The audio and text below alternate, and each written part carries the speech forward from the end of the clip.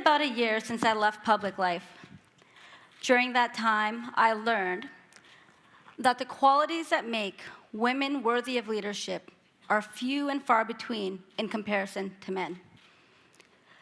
I learned firsthand that regardless of the type of leadership role a woman occupies, an assertive woman will be labeled an aggressive woman. A passionate woman will be labeled as an emotional woman. And a confident woman that dares to stick up for herself will be labeled flippant and rude.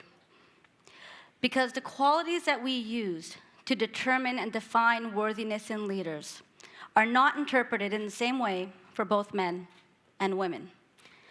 And you'll face further challenges if you're young, Muslim, and a woman of color. What then makes a woman worthy of holding a position of power or leadership? How do we overcome those barriers that we face when our worthiness is constantly being questioned on the basis of race, religion, age, and gender? Women who fall within that box are forced to deal with the everyday realities of leadership within the confines of that box. And we have to play by a set of rules that have yet to be established. When questions about race, religion, age, or gender were posed to me leading up to that provincial election, it invoked a feeling inside of me I still can't quite explain. I felt a responsibility to defend the color of my skin, to defend my religion, to defend my age, to defend my femininity. And deep down, I knew that if I could overcome the prejudice against my skin, I would still have to deal with the prejudice against my religion. And if I overcame both the color of my skin and my religion, I was still being perceived as too young. And if in some rare scenario I could overcome the color of my skin, my religion, and my age, I was still playing in an old boys club that weren't about to let me in. I was 35 when I was elected leader of a political party in Manitoba. I was one of 26 leaders to ever lead this party since 1882. I was the first minority female to ever lead a political party in Canadian history. I do not come from a political family. I grew up on a farm in Enola, Manitoba, born to two amazing parents who themselves came from a world where women are perceived as inferior. Growing up, I never felt inferior. In my house, there was no difference between my brothers and I. We all worked in the barns, doing the same kind of work, being disciplined in the same way, following the same set of rules. I never felt that race, religion, age, or gender were this obstacle that I had to overcome to achieve success. I felt worthy enough to aspire to do anything I wanted to do. And frankly, no one taught me to care about these things, so I didn't. That's the way it should be. While most 6-year-olds were planning what toy they wanted next, I was making my before 40 list. I'm 40 in about 2 months, so we're getting close. I was making my before 40 list. And I'm envious of that young girl who never limited her dreams to fit someone else's definition of who or what she could be. Like many young women, I had some great role models. But the strongest woman I know to this day is my mom. Her actions showed me that if he could do it, she could do it too. And with 5 young kids, between 1 and 5 years apart, she was helping run one of the largest poultry operations in Manitoba back in those days. She was the youngest of 7 siblings. She lost her father when she was 7 years old, had an arranged marriage at 17, came to Canada at 18, and broke every traditional mold with a strong, supporting, caring partner in my dad. Like many immigrant families, they kept their head down, working hard to keep food on the table. They had no real connections to anyone. Yet that was the place where I was dreaming my big dreams, far-fetched even, In July 2013, I announced my candidacy for leadership. I was taken back by the fact that despite hearing about how far we'd come in supporting women in leadership roles and places of power, that my presence still evoked a sense of wonder among those reporting it. In my very first interview, a reporter thought it was appropriate to ask me, number one, if I had a crush on Justin Trudeau, and number two, what I was passionate about, she asked. Puppies, she followed up with. It should have clicked in my head at that time that something wasn't actually right here. But I truly thought it was a one-off, and actions and merit is what we were to be judged on, because that's only fair, right? Wrong. By 35, I already felt accomplished. I had 3 degrees under my belt, a criminology degree, a psychology degree, a law degree. I had many prominent roles throughout my university careers. I had won awards for public service, and I had some pretty great buzz as a helper.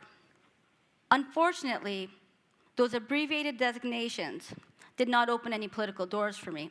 I had no roots in the traditional political establishment.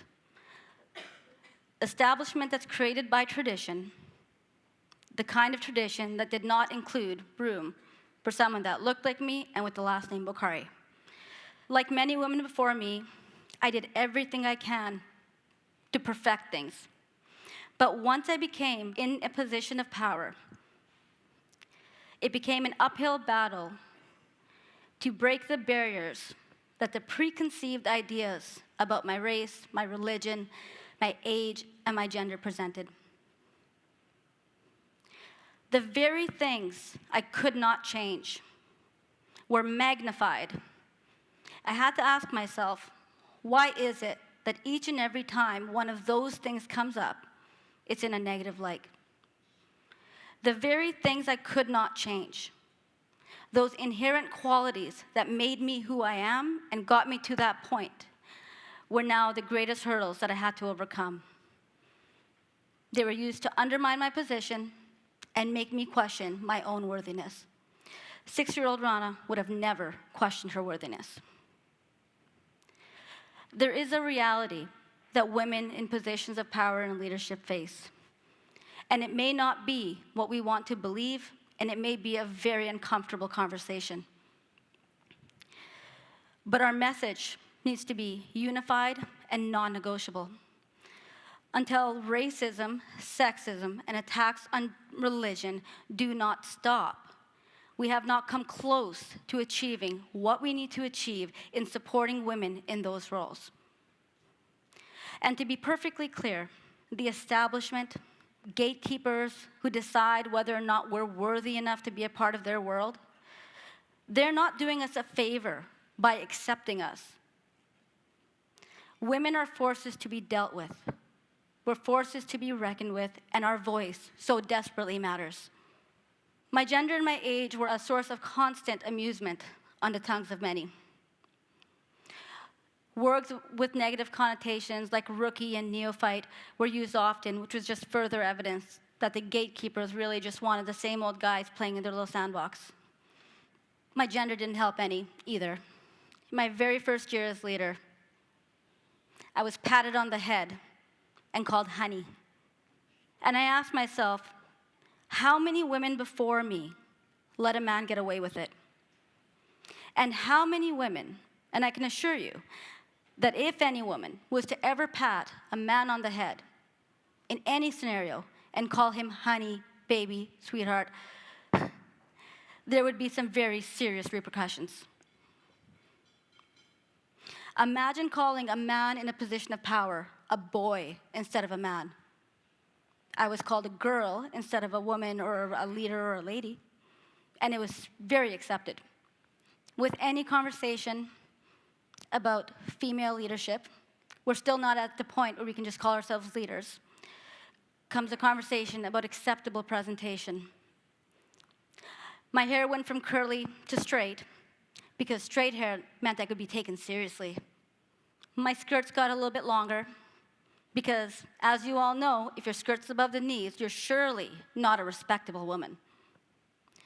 My heels got a bit shorter because, as ludicrous as this sounds, shorter heels click less and sensible shoes make a sensible lady. My tops got a bit higher because, goodness, ladies, we must not distract with cleavage. That's not what leaders do. And in case you haven't heard, being feminine and smart is an unlikely duo.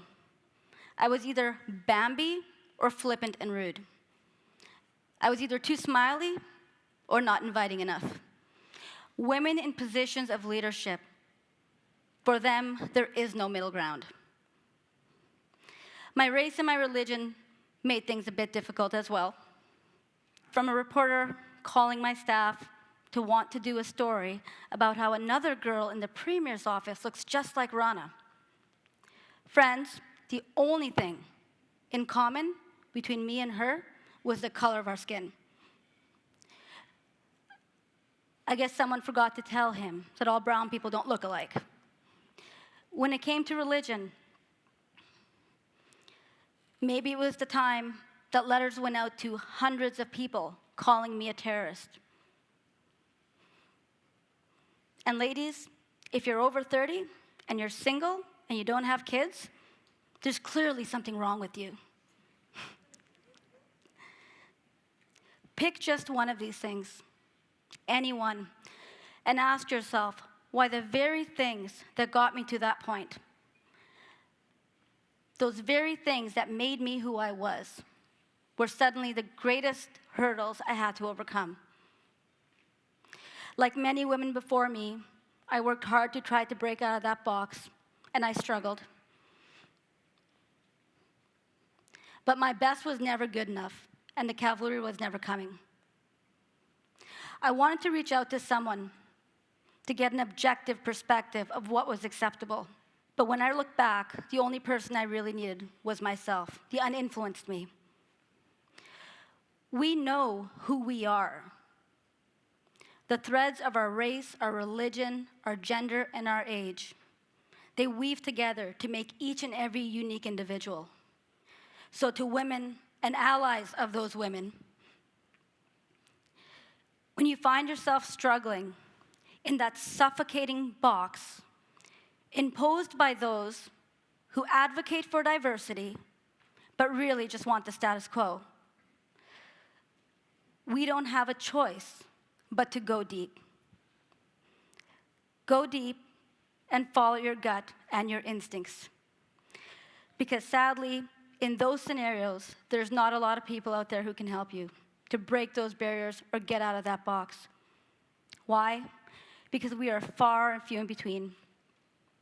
Many of us are immigrants, first generation. We don't come from political dynasties. We don't have the connections that other people would have. Our resources are limited. There's no books or guides written on this, which means we have to take responsibility to make sure that the next generations of leaders don't have remotely the same challenges that we had. And to ladies who are political,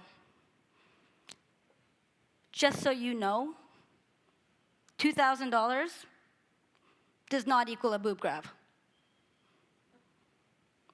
It's not what it costs. Being the first is hard. The first woman who fought for the vote, the first woman to ever fly a plane, the first female anything, the challenge was never easy, and it won't be easy for us. So, we have to rise to the occasion. To every young girl who's dreaming those big dreams like I once did in a small farm in Enola, Manitoba, promise yourself that you'll not let the hurdles of your race, your religion, your age be even hurdles, that you'll overcome all of those. And you're going to do it by invoking the power and strength that we all have deep within us.